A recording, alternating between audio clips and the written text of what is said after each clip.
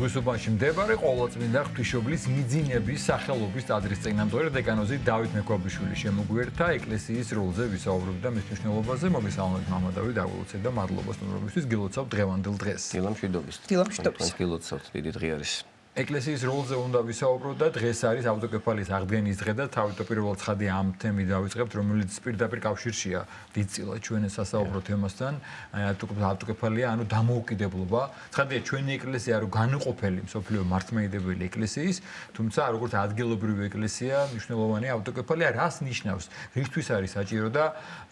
რისთვის იხწოდენ ჩვენი წმინდა მამები, დიდი წინაპრები, ჩვენი სულიერი წინაპრები, რომ აღედგინათ და მართლაც ამ კუთხით ძალიან დიდი შრომა გასწიეს. ძალიან მნიშვნელოვანი დღე არის დღევანდელი დღე. ჩვენ დაგვანახა წარსულმა თუ რა მძიმე შედეგები გამოიწვია ავტოკეფალიის გაუქმებამ. ფაქტურად ის რაღაც სულიერება, რომელიც არც ისე არ ქონდა მაშინ და ალბათ ამის გამოც მოხდა ეს განსაცდელი ჩვენს ერზე, ისიც დაიკარგა. ეპარქიები დაიხურა, სასულიერო პირები გადაასახლეს. ეს ქართული ტრადიციები, ქართული ენა, რომელზეც აღესრულებოდა ჟამის წირვა, როგორც გრიგოლ ხანძთელის ხოვრებაში არის ეს და გაშლილი იყო გამფენილი ღვთისმსახურება მთელს ერში. მაქსიმალურად შეიკვეცა ეს ყველაფერი, ქართულ ფრესკებს ათეთრებდნენ, რომ ესე იგი ჩვენი ეს ისტორიული წარმომავლობა, რომ პირველივე საუკუნიდან დამოუკიდებლები ავტოკეფალურები ვიყავით, ამის არხოცვა მოხდარიყო. ეს იყო ძალიან შეფარული ბოროტება, ვითომაც ერთმორწმუნე, ასე ვთქვათ, რუსეთმა. რა თქმა უნდა, ერთმორწმუნე იყო, მაგრამ ძალიან ესეთ ბოროტად გამოიყენა ჩვენი ნდობა და ჩვენი მეგობრობა და უმძიმეს მდგომარეობაში აღმოჩნდა ჩვენი ეკლესია და ალბათ დღეს ორმაგად და სამაგად ვაფასებთ ავტოკეფალიას. რადგანაც ვიცით ამისი ფასი, როგორც სულის და სხეულის განშორება ავტომატურად სიკვდილს ნიშნავს, ასევე ის რომ ჩვენს ეკლესიას გამოაცალო ავტოკეფალია და ქართული თემით და ჟამის წერო არ აღესრულოს, ეს უდიდესი ტრაგიკა იქნება მთელი ერისთვის და ჩვენ ვერაფრით ვეღარ გავაგრძელებთ არსებობას. როგორც ვთქვით, პირველივე საუკუნიდან ჩვენთან იქადაგეს მოციქულებმა ანდრია პირველწოდებულმა, სვიმონ კანანელმა, მატათამ ამისი უეჭველი და დამადასტურებელი წყაროები არსებობს არაერთი თან და გარდა ამისა ორი მოციქულის, მატათა მოციქულის და სვიმონ კანანელის საფლავების აკუთრი საქართველოში არის, რაც ცხადყოფს იმას, რომ ისინი მართლაც აქ იყვნენ, ჩვენთან იყვნენ. მის შემდგომ ქრისტიანობა მე-4 საუკუნეში სახელმწიფო რელიგიად გამოცხადდა, ვახტანგ გორგასალმა უფრო მეტი სისავსე შეძინა ავტოკეფალურობას. დადასტურებული არის ინფორმაცია, რომ მირონს, ასე ვთქვათ, ხარშავდით, ეკლესიებს ვაკურთხევდით და ამ ყველაფერს ისტორიულად ძალიან კარგად იცავს უკვე მე-11 საუკუნეში გიორგი მთაწმინდელი ანტიოქიის პატრიარქის წინაშე. და ესე მოვდიოდით 1811 წლამდე და მე-19 საუკუნის დასაწყისში, როდესაც მეფობა გაუქმდა საქართველოში ყველა კუთხეში, ამას მოყვა საქართველოს ეკლესიის დამოუკიდებლობის ავტოკეფალურობის დაკარგვა და ეს იყო უდიდესი ტკივილი ყველა მორწმუნე ადამიანისთვის და იქიდან მოყოლებული გააფთრებულად ვცდილობდით, ბრძოლობდით, რომ დაგბრუნებოდა ის, რაც გვეკუთვნოდა და ღვთისმოცემული იყო, რეალურად რუსეთის ხელისუფლებას, ეკლესიას ამის კანონიკური საფუძველი არ ქონია. ჩვენ, რა თქმა უნდა, ავტოკეფალურები ყოველთვის ვიყავით, მაგრამ ამის გამოხატვის საშუალება არ ქონდა, რადგანაც ძალმომრეობით ხდებოდა ისე, რომ რუსი ეგზარქოსები, ეპისკოპოსები მართავდნენ ჩვენს ეკლესიას, რომლებიც, რა თქმა უნდა, არ იცნობდნენ ჩვენს კულტურას, ჩვენს ისტორიას და წარმოუდგენელი იყო, რომ ყველაფერი ესე უნისონში და დინამიკაში ყოფილიყო, რასაც გარკვეული პროტესტები მოსდევდა თან, რა თქმა უნდა, სამართლიანი, ხოლო აი მე-19 საუკუნის მეორე ნახევარში და განსაკუთრებით მე-20 საუკუნის დასაწყისში უკვე ესე მომწიფდა სიტუაცია ავტოკეფალიის აღდგენისთვის. და 1917 წელს ღვთის საეკლესიო კრება შეიკრიბნენ ჩვენი მამები, სასულიერო პირები, ერის გამორჩეული შვილები და ასე ვთქვათ, ალბათ მტერსაც მობეზრდა ამდენი და ასე ვთქვათ, ბრძოლა და ჩვენ ამ ბრძოლის შედეგად ნამდვილად მივახციეთ სანატრალ შედეგს და 1917 წელს ამ დღევანდელ დღეს მოხდა ავტოკეფალიის აღდგენა და იქიდან მოყოლებული ჩვენ რა თქმა უნდა ორმაგად ვაფასებთ. ყოველივეს დღეს უამრავი სასულიერო პირი აკურთხება, ჩვენი ეკლესია ღებულობს ამის გადაწყვეტილებას, უამრავი ტაძრები შენდება და რა თქმა უნდა ბედნიერები ვართ ამ ყოველივეთი და კიდევ ერთი საინტერესო და მნიშვნელოვანი ცნობა რა თქმა უნდა, აუცილებელი იყო ოფიციალური დადასტურება ჩვენი ეკლესიის სამოციქულო წარმომავლობის, უძველესობის და ავტოკეფალურობის და ჩვენი პატრიარქის ძალიან დიდი დამსახურებით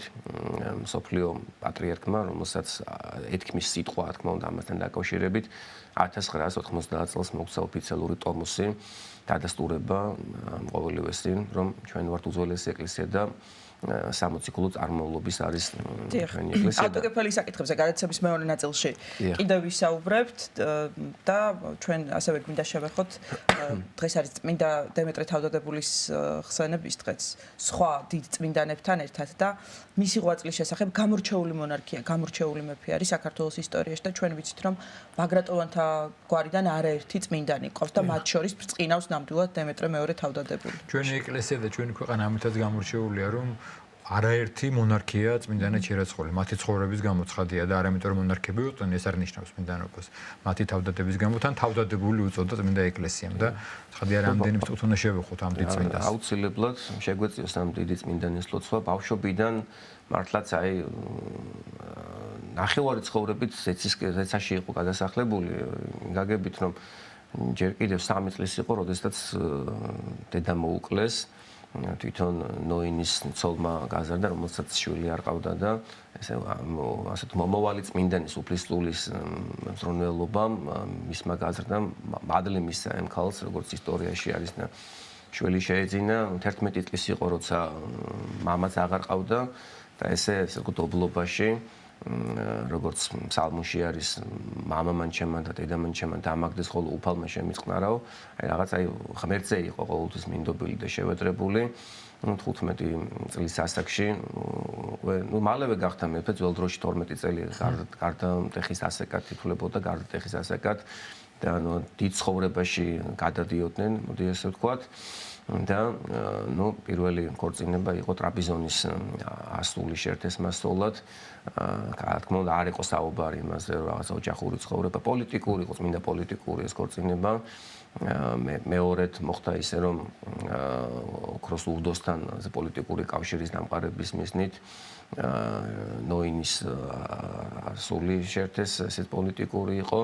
ქორწინება და საბოლოოდ მას ჰქონდა სიყვარული ბექა ჯაყელის ასულის ნათელას მიმართ და ესეც ასე თქვათ არ ამხილეს და ამაშიც ვერ მიიღო ნუგეში ისე გაიარა ეს მიწიერი ცხოვრების გზა რომ რასაც აკეთებდა ყოველთვის რაღაც ინდისი ამხელდა ყოველთვის ეკლესია ამხელდა ანუ ესეთი რომ სიხარული ქონოდა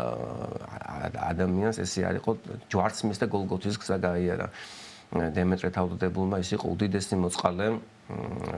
მთელი ძალიან ხშირად ღამე გამოდიოდა და გაჭირებულებს ეხმარებოდა ეს კარგად მეფის ეს კარგი სურვილი და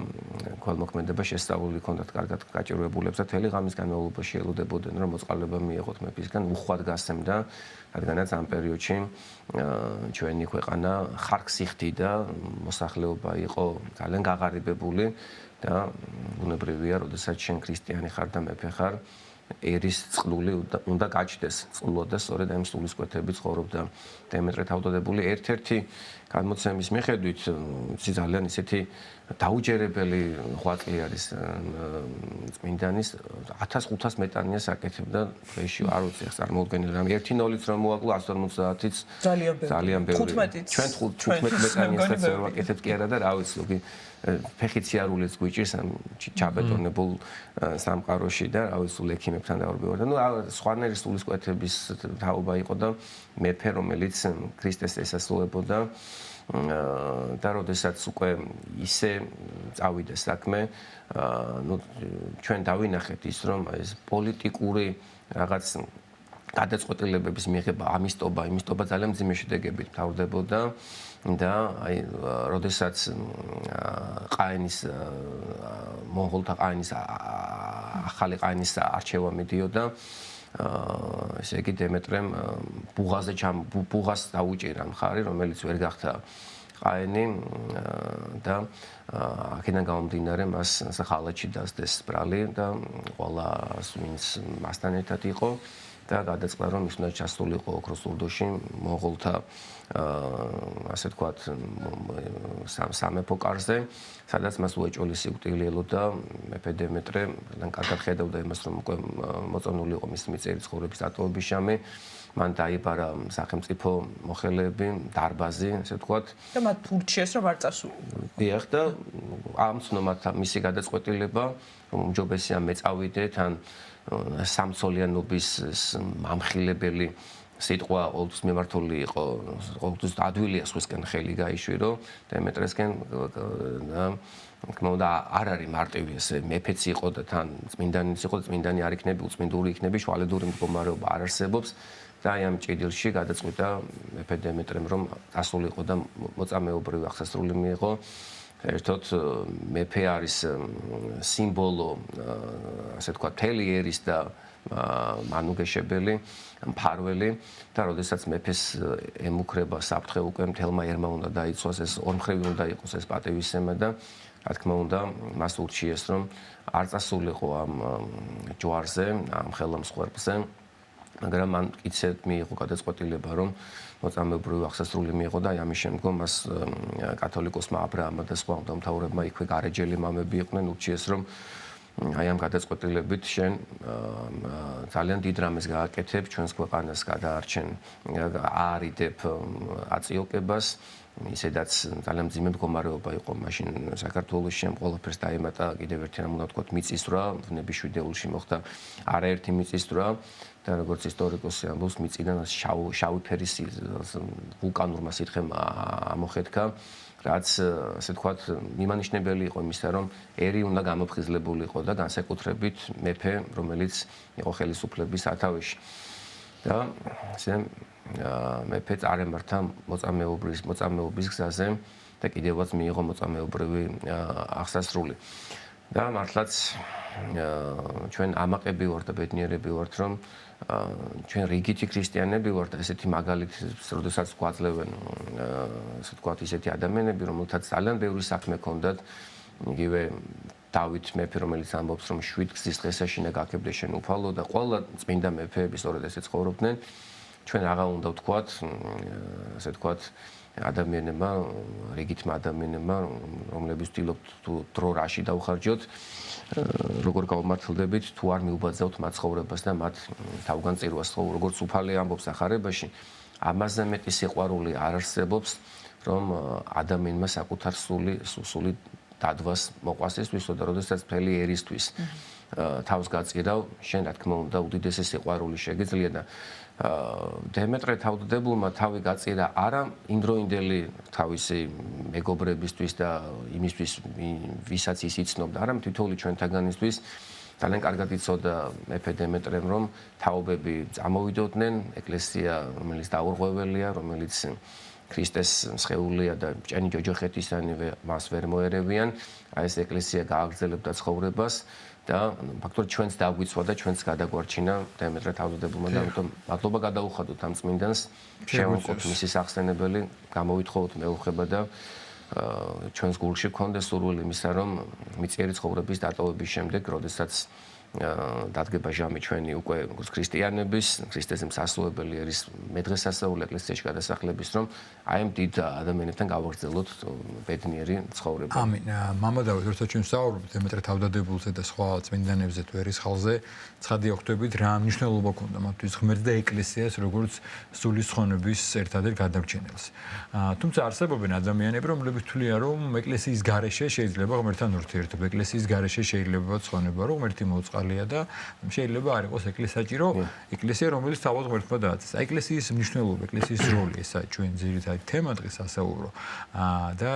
რას ვიტყვით ამაზე? რა აქვს და ცხადია თავარი ფუნქცია ეს არის სწორედ ქრისტიანში ყოფნა და ღვთისთან მისასვლელი გზა,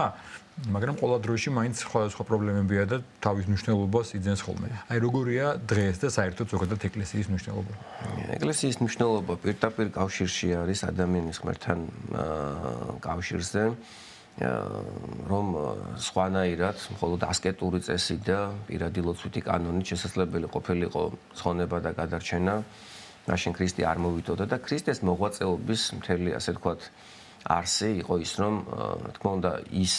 წავიდოდა მკვეთრი დაღდგომის შემდეგ ზეცად ამაღლდებოდა და ზეციური მამის მარჯვნივ დაჭდებოდა, მაგრამ ამ ყველაფერს უნდა მოყოლოდა ეკლესიის დაფუძნება და ეკლესია აცოცხლებს მთელ სახარებას, უფლის მცნებებს და ადამიანში აკეთებს იმას, რომ მოხდეს სულიერი ფერისცვალება და ადამიანი დაუბრუნდეს პირვანდელ მდგომარეობას, რომელშიც ჩვენ თავდაპირველად ვიყავით. როგორც უფალი ამბობს, რომ არავინ ახდა ზეცად გარნა, რომელი იგი გარდა მოხდა ზეცი და თუ არა ეკლესია ვერც ერთი ადამიანი ვერ გადარჩება, ესეთი სწავლება არსებობს, ვისთვისაც ეკლესია დედა არ არის, მისთვის ღმერთი მამა ვერ გახდება და ჩვენ გვახსოვს სახარებიდან ეპიზოდი, როდესაც მოციქულები ქრისტეს მიერ გაიგზავნა საზოგადოებაში ადამიანებთან საქადაგებლად და ისინი პერიოდულად ბრუნდებოდნენ ქრისტესთან, უფალი იკითხავდა მათგან ყოველივეს, თუ რას ამბობდნენ ადამიანები მის შესახებ და მოციქულებმა უთხრეს ქრისტეს, რომ აი ზოგი ამბობს, რომ შენ თითქოს ხარ იერემია, შენ თითქოს ხარ იოანე ნათლისმცემელი ან სხვა რომელიმე წინასწარმეტყველთაგანი და საბოლოოდ უფალი ეკითხება მოციქულებს, თქვენ რას ფიქრობთ, ვინ ვარ მე და პეტრე მოციქული აღემაღლებს ხმას და ეტყვის, შენ ხარ ქრისტე ძე ღვთისა და უფალი ეტყვის მას, შენ ხარ კლდე ამ კლდესაზე დააღვაშენო ეკლესია ჩემი და ბჭენი ჯოჯოხეთ ისანი ვერ ერეოდიან მას და ის სწორედ აი მწმენას, როდესაც ჩვენ ვაღიარებთ, რომ ღმერთი, ყოვლადწმინდა სამება ღმერთიდან ერთ-ერთი ძე ღმერთი მოდის ჩვენს გადასარჩენად, იზღებულობს ადამიანურ ბუნებას, განკაცდა ღმერთი და ჩვენ ვაღიარებთ მას ღმერთად და ვღებულობთ მის ეკლესიას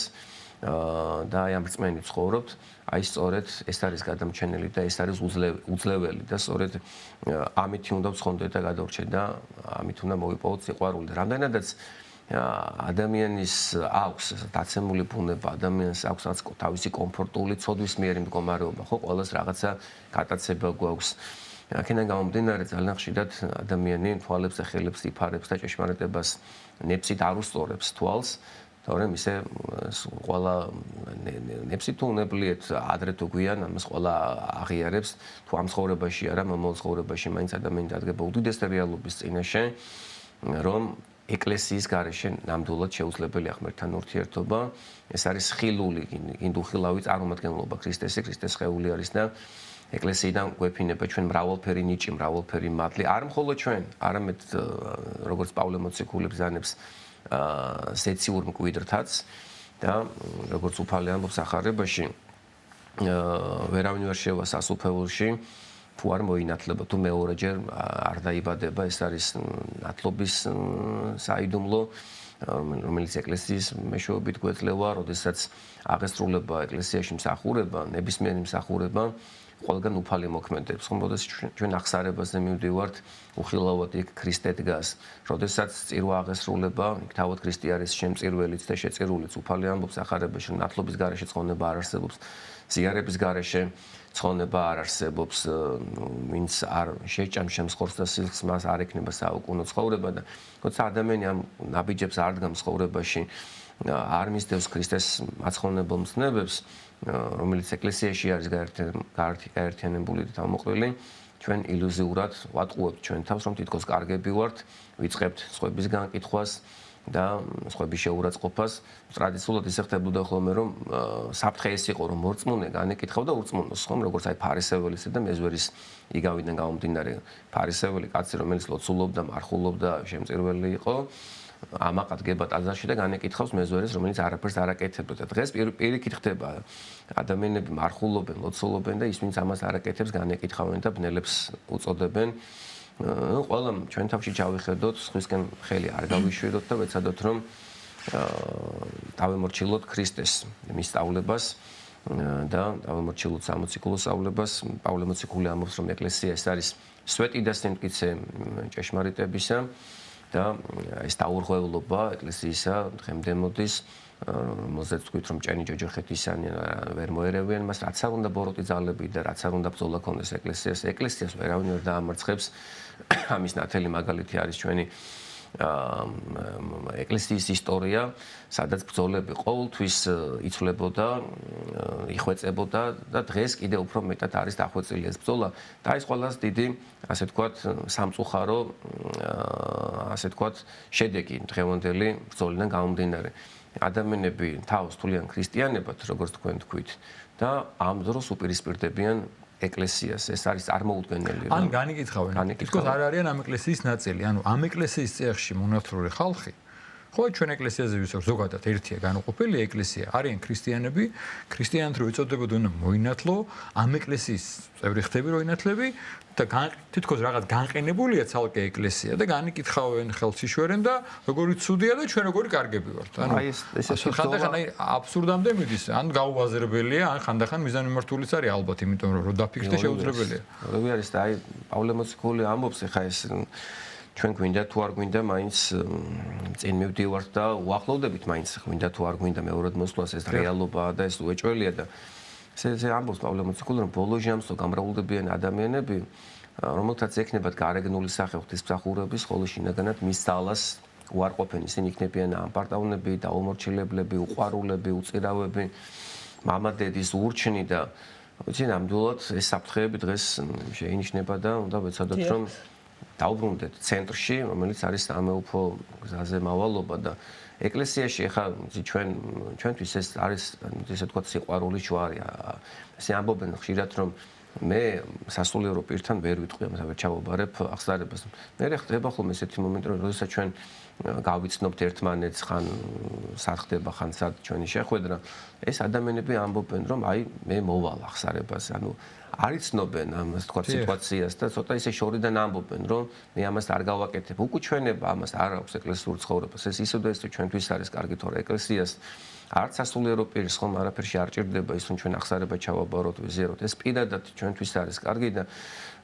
აი მოდი გამოცადეთ თუ რამ ხელმადლი არის ყველამ ჩააბარეთ აღსარება გამოხატეთ სინანული თქვენ ჩადენილი წოდების გამოხრმათ ჩავიხედოთ ყველამ საკუთარ თავში მე ვიყო წმინდა ზიარება გავხდეთ ეკლესიის წევრები და ჩვენ დავინახავთ თუ რამ ხელმოგეში არის ეს როგორც კი აი თუნდაც ერთი დღით ჩვენ განვეშორებით მე ამას რომელთაც გვაქვს გარკვეული გამოცდილება ეკლესიასთან ურთიერთობის ეკლესიური ცხოვრების